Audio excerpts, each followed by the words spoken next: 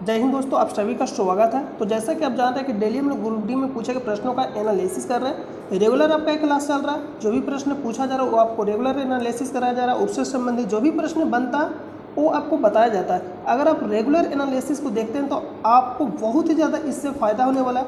जो भी आने वाला शिफ्ट में एग्ज़ाम अगर आप देने वाले हैं तो आपके लिए समझ लें मोस्ट इंपॉर्टेंट वीडियो है।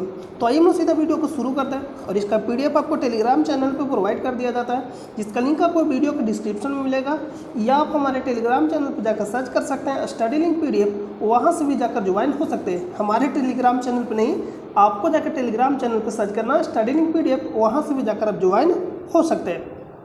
तो आइए हम वीडियो को शुरू करते हैं। प्रश्न पूछा गया कि पंचवर्षीय योजना में कब 20 सूत्री कार्यक्रम के बारे में बताया गया। तो इसका जो राइट आंसर हो जाएगा 1975, क्योंकि 5वीं पंचवर्षीय योजना में आया था। तो पंचवर्षीय योजना से संबंधित प्रश्न पूछा ही जा रहा और पूछा जाएगा। तो 5वीं पंचवर्षीय योजना में इसको क्या कर दिया गया था, बताया गया था। तो 5वीं पंचवर्षीय योजना कब से कब तक चला था? 1974 से 1978 तक। और बीच में योजना क्या रहता है? 1978 से 1980 तक। इसको हम लोग जानते हैं अनवरत योजना के नाम से। जिस तरह से योजना आकाश के नाम से हम लोग जानते हैं 1966 से 1969 तक 3 साल तक योजना क्या रहता है? अवकाश रहता है। 1966 से लेकर 1969 तक। उसी तरह से 1978 से 1980 तक के हम लोग क्या कहते हैं? अनवरत योजना के नाम से जानते हैं। अगर प्रश्न पूछा योजना कब से कब तक अवकाश रहा? 1966 से 1969 तक। 1966 से 1969 तक। और योजना कितने वर्षों तक अवकाश रहा? 3 वर्षों तक। प्रथम पंचवर्षीय योजना किस पे आधारित है, किस मॉडल पर आधारित है? प्रश्न पूछा जाता है। हेराल्ड डोमर मॉडल पर आधारित है। द्वितीय पंचवर्षीय योजना किस पे आधारित है? पीसी महलनोबिस मॉडल पर आधारित है। ये भी प्रश्न पूछा जाएगा। और आरआरबी से प्रश्न पूछ गए। आरआरबी से ग्रामीण बैंक है, इससे भी प्रश्न पूछा कि कब हुआ था? 1975 में स्थापना। और एक किस पंचवर्षीय योजना में? देखिए 5वीं पंचवर्षीय योजना, क्योंकि 1975 भी है तो 1974 1978 के बीच में ही आएगा। 6ठी पंचवर्षीय योजना 1980 से 1985, औद्योगिकरण, गरीबी निवारण। तो सीधा प्रश्न पूछेगा गरीबी निवारण किस पंचवर्षीय योजना में आया? ये प्रश्न पूछ लिया जाता है। 7वीं पंचवर्षीय योजना 1985 से 1990। जवाहर रोजगार योजना कब आया था? 1989 में। और किस पंचवर्षीय योजना? तो 7वीं पंचवर्षीय योजना। ये मोस्ट इंपोर्टेंट है जो आपसे पूछा जाएगा। 8वीं पंचवर्षीय योजना एलपीजी, ये तो मोस्ट भी आया है, हम इसको लिख लीजिए, पूछेगा ही पूछेगा। तो एलपीजी किस पंचवर्षीय योजना में लाया गया था? 8वीं। ये कब से कब तक था 8वीं पंचवर्षीय योजना? 1992 से 1997। एलपीजी का फुल फॉर्म वो नहीं होता है जो हम लोग घर में यूज करते हैं। एलपीजी का फुल फॉर्म होता है लिबरलाइजेशन, प्राइवेटाइजेशन और ग्लोबलाइजेशन। तो इसका जो आंसर होता है 1975। नेक्स्ट प्रश्न पे चलते हैं। नेक्स्ट है विद्युत मोटर किस चीज में काम नहीं करता? तो रेफ्रिजरेटर में विद्युत मोटर रहता है, एसी में भी रहता है, लेकिन प्रेस जिसको हम बोलते हैं इस्त्री में नहीं। प्रेस जो इस्त्री जिससे हम लोग आयरन करते हैं उसमें नहीं रहता। तो आंसर क्या हो जाता? प्रेस। नेक्स्ट सवाल है कि सिंधु नदी से ब्रह्मपुत्र नदी की 2500 किलोमीटर के क्षेत्र किसमें आती है? तो उत्तरी मैदान में आता है। सिंधु नदी से लेकर ब्रह्मपुत्र नदी तक को मैदान को क्या बोलते हैं? उत्तरी मैदान के नाम से जानते हैं। या वहाँ पे ये भी शामिल कर सकता है सिंधु नदी, ब्रह्मपुत्र नदी और गंगा नदी के जो भी सहायक नदी उसका जो क्षेत्र आता है उसको हम क्या बोलते हैं? उत्तरी मैदान के नाम से जानते हैं। नेक्स्ट है इनमें से कौन सा कार्य यानी किडनी, इनमें से कौन सा कार्य किडनी या ब्रिक का, किडनी को ही ब्रिक बोलते हैं, का है? तो लवण और जल को फिल्टर करना।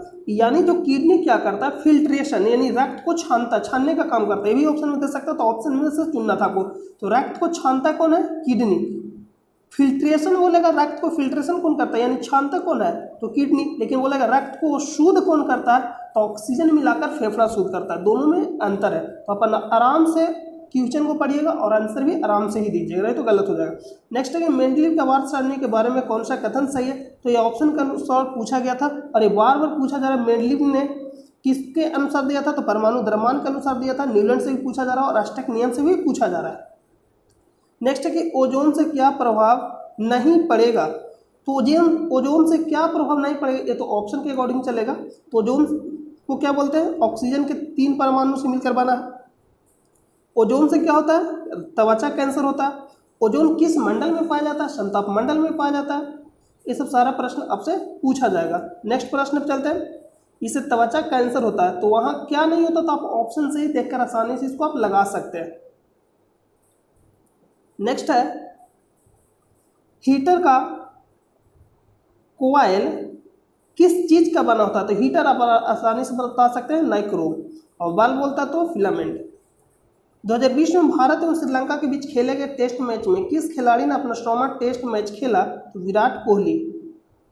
नेक्स्ट प्रश्न है कि फरवरी 2022 में भारत ने कितने ओडीआई मैच यानी एक दिवसीय खेलने का रिकॉर्ड बनाया? तो 1000। इसका आंसर क्या होगा? 1000। CnH2n+2 किसका रासायनिक सूत्र है? तो 2-3 होता है, एक एल्केन होता है, एक एल्काइन होता है और एक एल्किन होता है। देखिए, एक एल्केन होता है, एल्केन, और एक होता है एल्किन, और एक होता है एल्काइन। एल्काइन एल्केन का जो सूत्र होता है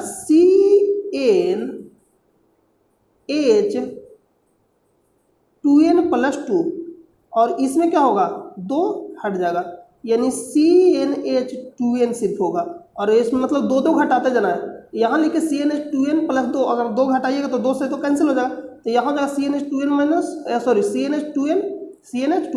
और यहाँ हो जाएगा CnH2n-2। इसको बोलते हैं एल्केन, एल्किन, एल्काइन। ये जो आपका इसमें सिंगल बॉन्ड बनता है और बाकी दोनों में डबल बॉन्ड। बाकी दोनों में क्या बोलता है? इस डबल बॉन्ड और ट्रिपल बॉन्ड। इसको बोलते हैं संतृप्त हाइड्रोकार्बन, और इस दोनों को क्या बोलते हैं? असंतृप्त हाइड्रोकार्बन। यानी जिसमें सिंगल बॉन्ड बनेगा उसको बोलेंगे संतृप्त हाइड्रोकार्बन, और जिसमें डबल और ट्रिपल बॉन्ड बनेगा उसको बोलेंगे असंतृप्त हाइड्रोकार्बन। तो यहाँ पूछा गया CnH2n+2 किसका रासायनिक सूत्र है? तो किसका रासायनिक सूत्र है? एल्केन का। नेक्स्ट है NK जो अभिप्रीत आयोग है वह कौन सा नंबर के हैं? एक कल भी प्रश्न पूछा गया था, तो 15वें नंबर का, और इनका कार्यकाल बढ़ा दिया गया, 2025 तक कर दिया गया। नेक्स्ट प्रश्न पर चलते हैं। भारत की कौन सी योजना भोजन देने वाले सबसे बड़ी योजना बन जाएगी? अन्नपूर्णा योजना। सामूहिक रूप से मंत्रिपरिषद लोकसभा के प्रति किस अनुच्छेद के तहत जिम्मेदार होता है? अनुच्छेद 75। अनुच्छेद 75, लेकिन ऑप्शन में किस तरह से दिया गया उस पर भी निर्भर करता है। अनुच्छेद 75 के ए भी होता है और अनुच्छेद 75 के बी भी होता है। नेक्स्ट है यमुना नदी की सहायक नदी इनमें से कौन नहीं है? तो यमुना नदी की सहायक नदी इनमें से कौन नहीं है? तो और यहाँ देखिए इमेज के द्वारा हम आपको बताते हैं, मैप यहाँ पे। ये आप जो देख रहे हैं कौन सी नदी है? यमुना नदी। गंगा मानकर मिल जाती है, यहीं पर मिलती है, ज़्यादा आगे हम लोग चल गए, यहाँ गंगा मानकर मिल जाती है। यमुना नदी के सहायक नदी कौन कौन सी है? चंबल, ये रहा आपका चंबल, चंबल, और इधर से बनास नदी चंबल की सहायक नदी है। तो चंबल यमुना की सहायक नदी है, और आप बनास भी बोल सकते हैं क्योंकि बनास आकर चंबल मिलते हैं, और चंबल यमुना में। बेतवा, तमसा यहाँ पे हो जाएगा, सोन और तीस्ता भी है सहायक नदी। लेकिन पूछा गया, सॉरी सोन बोल दिया, क्या गलती से सोन बोला गया, सोन सहायक नदी नहीं है यमुना की। सोन जो सहायक नदी हो जाएगी किसकी? गंगा की। और सोन निकलती कहाँ से? अमरकंटक से। अमरकंटक से 3 नदी, इधर आपका नर्मदा, इधर सोन, और इधर महानदी, इधर महानदी। नेक्स्ट प्रश्न पे चलते हैं। नेक्स्ट है कि गंगा नदी की पानी किस बैक्टीरिया के कारण प्रदूषित हो रही है? तो कोलाई बैक्टीरिया। इंडिया की सबसे बड़ी खारे पानी की झील किस राज्य में स्थित है? तो उड़ीसा में स्थित है। और कौन सा झील है? चिल्का झील। लेकिन अगर सिर्फ प्रश्न पूछेगा कि भारत में सबसे खारे पानी का झील कौन सा है, तो सांभर झील, और स्थित कहाँ? राजस्थान में। सिर्फ खारे पानी का झील जो सांभर झील है चिल्का झील से छोटा है लेकिन इससे ज़्यादा खारा है। लेकिन प्रश्न पूछा गया सबसे बड़ा और खारा भी, तो सबसे बड़ा पूछेगा तो सबसे बड़ा कौन हो जाएगा? चिल्का झील, और खारा भी है। लेकिन सिर्फ पूछेगा सबसे खारे, भारत में सबसे खारे पानी का झील कौन सा है? तो सांभर झील, राजस्थान। तो यहाँ आंसर क्या हो जाएगा? उड़ीसा सबसे बड़ा खारे पानी का झील पूछा है, तो आंसर क्या होगा? उड़ीसा चिल्का झील, मतलब उड़ीसा में स्थित है। आधुनिक आवर्तसारणी के बारे में क्या सही है प्रश्न पूछा गया, वो दिए गए थे आवर्त और वर्ग के बारे में। तो आप यहाँ आसानी से देख सकते कि आधुनिक पीरियोडिक टेबल में कितने आवर्त है? 1 2 3 4 5 6 7। तो आवर्त क्या हो जाएगा? 7, और वर्ग कितना हो जाएगा? 18। तो ऑप्शन दिया गया था 7 वर्ग, सॉरी 7 वर्ग लिख दिया, क्या 7 आवर्त होगा, 7 आवर्त और 18 वर्ग यानी समूह। और आप पहला वर्ग और दूसरा वर्ग 17 नंबर और 18 नंबर जरूर याद रखिएगा। प्रश्न पूछा गया, इसको बोलते हैं क्षारीय धातु और इसको बोलते हैं क्षारीय मृदा धातु। और वर्ग 17 को हाइड्रोजन बोलते हैं और वर्ग 18 को अकीरिय गैस। वर्ग पहला को क्या बोलते हैं? क्षारीय धातु और वर्ग सेकेंड को क्षारीय मृदा धातु। यहाँ से रिलेटेड प्रश्न पूछा गया। नेक्स्ट प्रश्न पर चलते हैं। नेक्स्ट है कि 4 ओम का 2 प्रतिरोध समांतर में लगा है। 4 ओम का 2 प्रतिरोध समांतर में लगा है, 5 वोल्ट की वोल्टेज है, तो तार में कितना धारा पास होगा यहाँ पे लिखना चाहिए। तो समांतर में अगर जुटा है तो समांतर में हम लोग क्या जोड़ेंगे, इस तरह से 4 ओम के 2 प्रतिरोध, तो समांतर में जुटा है तो 1/4 बटा प्लस 1/4, इसको जब आप हल करिएगा तो कितना आएगा, यानी 1/RP बराबर ये होता है।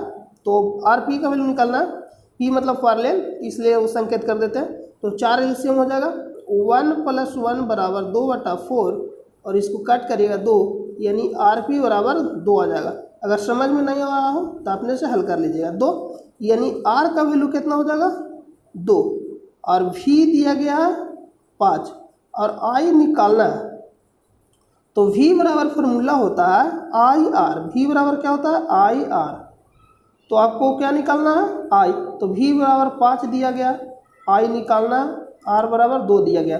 तो I यहाँ से कितना आ जाएगा, I बराबर 5/2 आंसर। I बराबर क्या आ जाएगा 5/2 आंसर। I बराबर 5/2 आंसर, मतलब 2.5 इसका राइट आंसर हो जाएगा। नेक्स्ट प्रश्न चलते हैं। पौधों में परिवहन के बारे में क्या सही है? जाइलम जल का परिवहन करता है, ये भी सही है। फ्लोएम भोजन का परिवहन करता है, ये भी सही है। जाइलम जल कहाँ से लेके जाएगा, जड़ से तना तक, और फ्लोएम तना से इन पत्तियों से विभिन्न भागों तक लेके जाएगा, पत्तियों से जड़ तक। ये भी प्रश्न पूछ लिया जाता है, तो दोनों सही हो जाएगा। ग्रेगर मेंडल के अनुवांशिक लक्षण के बारे में कौन सा विशेषता नहीं है, ये प्रश्न पूछा गया। तो ग्रेगर मेंडल, जॉन मेंडल ने किस पे किया था? तो मटर के पे प्रयोग किया था।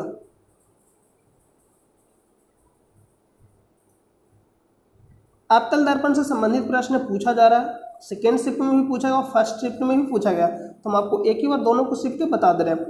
प्रश्न पूछा गया, इससे रिलेटेड प्रश्न पूछा गया, ए आपका एफ है,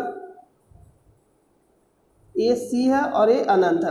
अगर वस्तु अनंत पर रखेंगे तो एफ पे बनेगा, अगर वस्तु अनंत और सी के बीच रखेंगे तो सी और एफ के बीच बनेगा, अगर वस्तु सी पर रखेंगे तो सी पर ही बनेगा, अगर वस्तु सी और एफ के बीच रखेंगे तो क्या हाँ बनेगा, अनंत और सी के बीच बनेगा। यहाँ पे सी है आपका, देखिए यहाँ पे मिस्टेक हो गया, यहाँ पे सी नहीं है, ये तो सी देखिए ए है यहाँ पे। तो अगर वस्तु को हम लोग रखेंगे सी और एफ के बीच तो बनेगा अनंत और एफ के बीच, मतलब जैसे जैसे इधर से बढ़ना है वैसे वैसे इधर से भी बढ़ते चलना। अगर एफ पे रखेंगे तो वस्तु बनेगा अनंत पे। इसको बड़ा करिए, समझ में आएगा। ये दोनों बनेगा छोटा बनेगा, ये बराबर बनेगा और ये दोनों बड़ा बनेगा, और वास्तविक बनेगा और उल्टा बनेगा। और अगर हम लोग यहाँ है P और F और P के बीच रखेंगे वस्तु यहाँ, तो वस्तु बनेगा पीछे, बड़ा बनेगा, सीधा बनेगा और काल्पनिक बनेगा, यानी आभासी।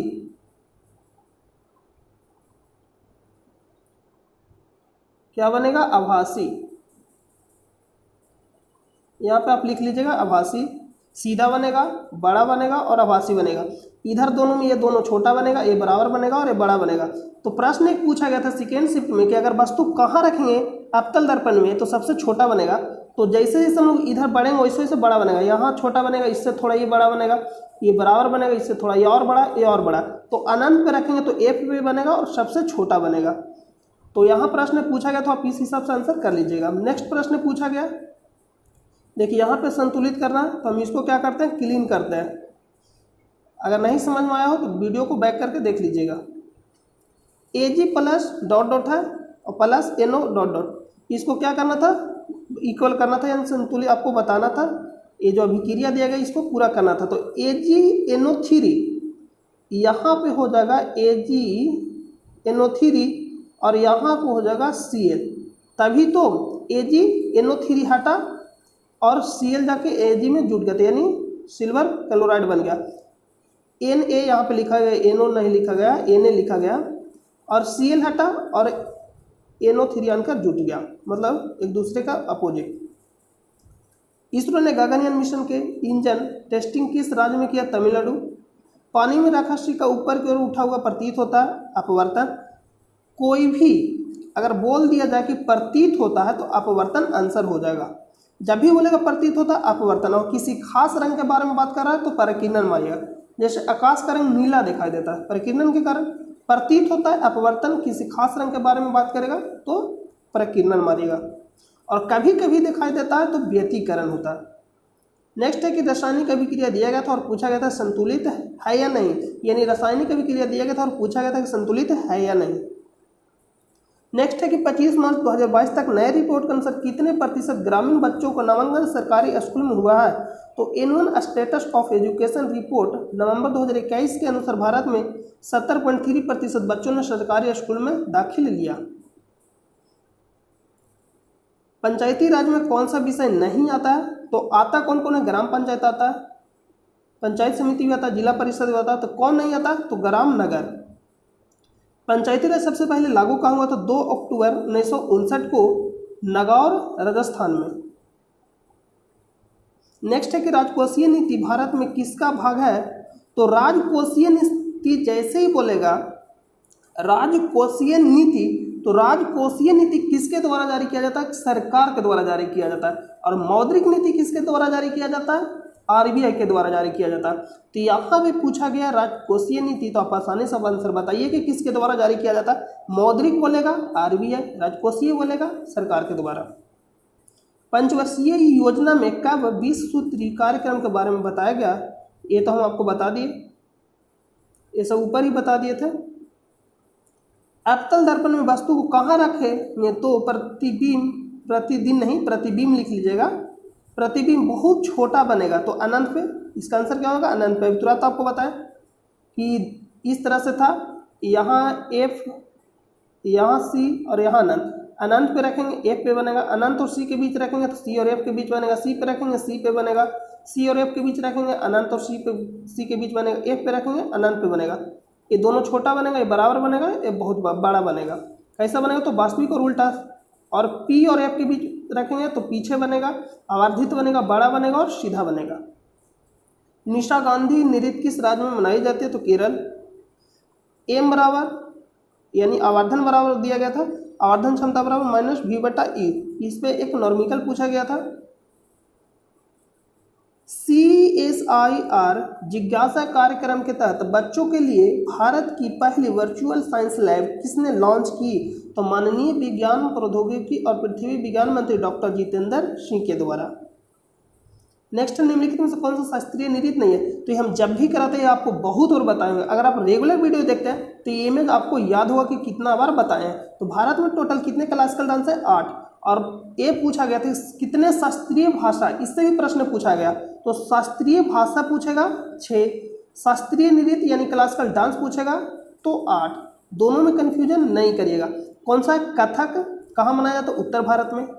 कथकली केरल में, मोहिनीअट्टम केरल में, उड़ीसी नाम से ही पता चल रहा है उड़ीसा में। कुचिपुड़ी कहाँ मनाया जाता है? कुचिपुड़ी। तो कुचिपुड़ी से इस तरह से याद रखें, पूड़ी यानी बूढ़ी, और बूढ़ी क्या होती है? अंधी। तो आंध्र प्रदेश हम इसी तरह से याद रखे हुए हैं। तो भरतनाट्यम कहाँ हो जाएगा? तमिलनाडु। सतरिया कहाँ का है? असम। और मणिपुरी मणिपुर का। एक बिहू भी याद रखिएगा, असम का बिहू, लेकिन शास्त्रीय नृत्य नहीं है। ये जो आप 8 देख रहे हैं आपका क्लासिकल डांस है। पूछ लिया जाएगा कि कौन निम्नलिखित में से क्लासिकल डांस नहीं है, और पूछा भी गया। नेक्स्ट प्रश्न चलते हैं। टोक्यो ओलंपिक 2020 में नीरज चोपड़ा ने किस खेल में स्वर्ण पदक जीता? भाला फेंक। ये प्रश्न नहीं पूछा गया था, प्रश्न पूछा गया था कि नीरज चोपड़ा ने किस ओलंपिक में भारत को स्वर्ण पदक दिलाया, ये प्रश्न पूछा गया था। पतंजलि ने किस बैंक के साथ मिलकर रुपये क्रेडिट कार्ड लॉन्च किया? तो पंजाब नेशनल बैंक। नीरज चोपड़ा ने कौन से ओलंपिक में भारत को गोल्ड मेडल जीता है? ये प्रश्न पूछा गया था टोक्यो ओलंपिक 2020। ये सेकेंड शिफ्ट में पूछा गया था। भारतीय संविधान में कितने देश उद्देश्य लिए गए, कमेंट करके बताइएगा कि जो भारतीय संविधान में जो लिया गया, जैसे मौलिक अधिकार अमेरिका से, मौलिक कर्तव्य रूस से, इसी तरह से कितने देशों से लिया गया है, मिलाकर भारतीय संविधान को बनाया गया, ये प्रश्न पूछा गया था। P बराबर VI पर प्रश्न पूछा गया था, ये निकालना था, भी नॉर्मिकल पूछा गया था, VOI दिया गया था, नॉर्मिकल पूछ लिया गया था। 39 40 वोल्ट, 60 वोल्ट और 100 वोल्ट और 220 वोल्ट के बल्ब समांतर क्रम में जोड़े गए हैं, सर्वाधिक प्रकाश कौन सा देगा। तो सर्वाधिक प्रकाश कौन सा देगा, अगर इस तरह से नहीं याद रहता तो आप याद करिएगा कि समांतर क्रम जैसे ही बोला तो समांतर क्रम में घर में वायरिंग रहता, और घर में हम लोग लगाते हैं कि जो सबसे ज़्यादा वोल्ट के रहेगा वो क्या होगा, सबसे ज़्यादा प्रकाश देगा। इस तरह से आप याद रखिएगा। नहीं कहते हैं कि 20 वोल्ट के लगाओ, वो अगर लगाते हैं 100 वोल्ट के तो कहते हैं कि 20 वोल्ट, 20 वोल्ट मतलब ज़्यादा, जितना ज़्यादा रहेगा वो क्या होगा, प्रकाश ज़्यादा देगा।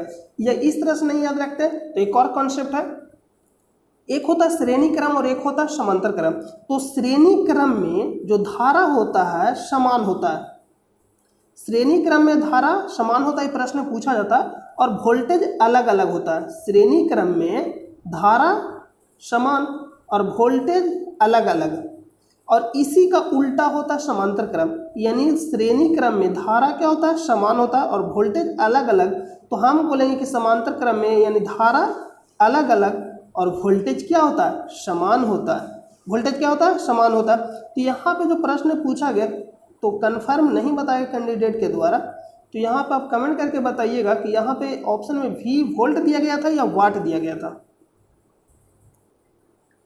अगर वाट दिया रहेगा तो आंसर क्या होगा। समांतर क्रम में क्या होता है कि हम लोग कहते नहीं कि घर में लगा वो ज़्यादा वाट के, तो क्या होगा, ज़्यादा लाइट करेगा, ज़्यादा प्रकाश देगा। तो जितना ज़्यादा वाट करेगा वो क्या होगा, प्रकाश ज़्यादा देगा। तो वोल्ट दिया गया था या वाट, वहाँ पे आप कमेंट करके बताइएगा। नेक्स्ट प्रश्न पे चलते हैं। मिट्टी का पीएच वैल्यू 11.4 है, किसको मतलब उपयोग करके कम किया जा सकता है, तो जिप्सम को। लेकिन यही मतलब कहने का मतलब कि क्षारीय है तो उसको हम लोग कम कैसे करेंगे, जिप्सम को मिला के। और जिप्सम का सूत्र भी पूछ लिया गया, जिप्सम का सूत्र क्या होता है, कमेंट करके आप लोग बताइएगा। कैल्शियम ऑक्साइड यानी चूना कब मिलाते हैं, जब अम्लीय हो। जब मिट्टी का पीएच वैल्यू क्या हो जाता है, अम्लीय, तो क्षारीय का मतलब कम करने के लिए क्या मिलाते हैं, चूना। और पीएच वैल्यू यानी 11.4 है, इसका कहने का मतलब क्या है, क्षारीय। 7 रहता है तो उदासीन, 7 से अधिक जाएगा तो क्षारीय, 7 से कम आएगा तो अम्लीय। सबसे पुराना उपनिषद कौन सा है, ऋग्वेद, यजुर्वेद, अथर्ववेद, सामवेद। ये ऑप्शन दिया गया था तो आंसर क्या होता है, ऋग्वेद। आई होप कि आपको समझ में आ गया होगा, तो कमेंट करके बताइएगा। और इसका PDF आपको टेलीग्राम चैनल पे प्रोवाइड कर दिया जाता है। और बाय मिस्टेक कहीं भी अगर गलती हो जाता है तो आप लोग कमेंट करके जरूर बता दीजिएगा। मिलते हैं नेक्स्ट वीडियो में, तब तक के लिए अपना ख्याल रखिए। जय हिंद, जय भारत।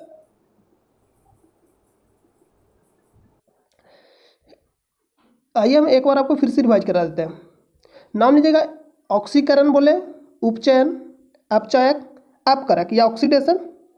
इधर हो जाएगा अपकरण, अपचयन, उपचायक, ऑक्सीकारक, इसको बोलते रिडक्शन। यहाँ इसमें होता है ऑक्सीजन जुटता। ऑक्सीकरण कहने का मतलब है जैसे में क्या होता है ना कि जिसका संख्या ज़्यादा रहे उसका नाम हम लोग देते हैं। जैसे में हम एक तरह से लेते हैं, आप यहाँ जात पात नहीं लीजिए, जैसे में हो जाता है कहीं कहीं देखिए यादव टोला, इसका कहने का मतलब यादव की संख्या ज़्यादा है तो ऑक्सीकरण संख्या, इसका कहने का मतलब ऑक्सीजन की संख्या ज़्यादा है तो इधर क्या हो जाता है, ऑक्सीजन जुटता और इधर ऑक्सीजन घटता। यहाँ हाइड्रोजन हो जाएगा घटता, इधर हो जाएगा हाइड्रोजन जुटता।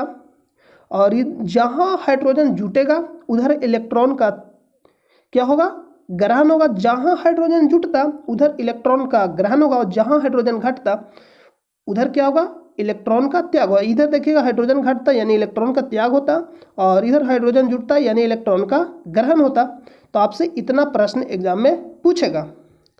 और इसको हम लोग क्या बोलते हैं, इसी को बोलते हैं रेडॉक्स अभिक्रिया। जिस अभिक्रिया में ऑक्सीकरण और अपकरण दोनों साथ साथ होता है तो उसी को बोलते हैं रेडॉक्स अभिक्रिया। तो चलिए अब हम लोग प्रश्न पे चलते हैं।